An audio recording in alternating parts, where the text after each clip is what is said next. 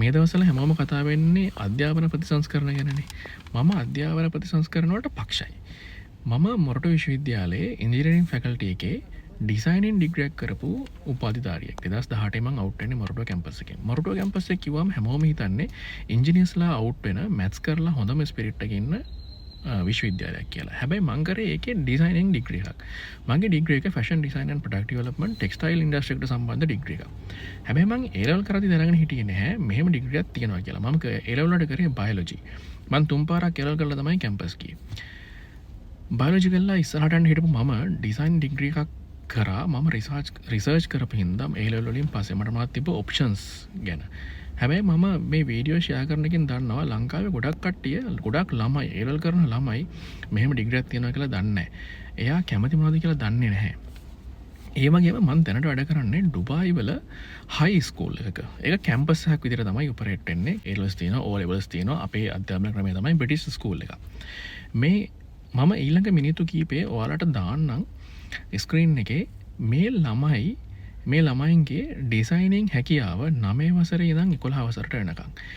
මට මෙහි ආපු ගමන් තේරුණේ මේ ළමයින්ගේ ඩිසයින් හැකියාව අපි කැම්පස් එකේ පළවෙනි අවුරුද්දේ ඩිසයින් කරපු හැකියාවට සමානයි කියලා.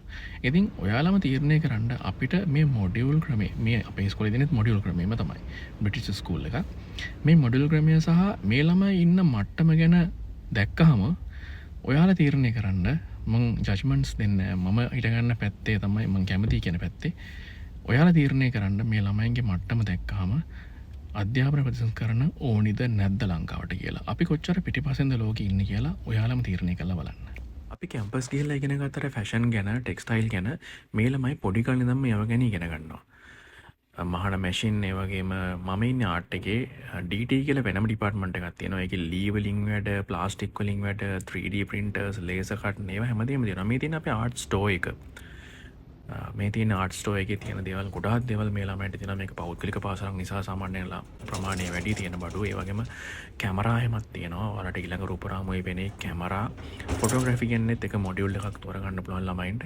ඒ වගේම ක්ලාස් රූම් වල DT, ඩිසයින්, ආර්ට් කරන ළමයින්ට ඔයාලට මොනවාද කාවද වෙන්න පුළුවන් කියලා ක්ලාස් රූම් වල ගහලා තියෙනවා ගොඩක් දේවල්. මේ 6 වසර මේක විශේෂත්වය තමයි ළමයින්ට පොඩි කාලෙම අඳුරගන්න පුළුවන් තමන් කවුද වෙන්න කැමති කියලා. ෆොටෝග්‍රැෆි, ඒ වගේම DT වලින් කාර්මික වැඩ, වඩු වැඩ, ප්ලාස්ටික් වැඩ, ඒ වගේම ඩිසයිනින්, ආර්ට් ඒ වගේම තමන්ට ඉස්සරහට යන්න පුළුවන් කියලා ළමයින්ට අඳුරගන්න පුළුවන්.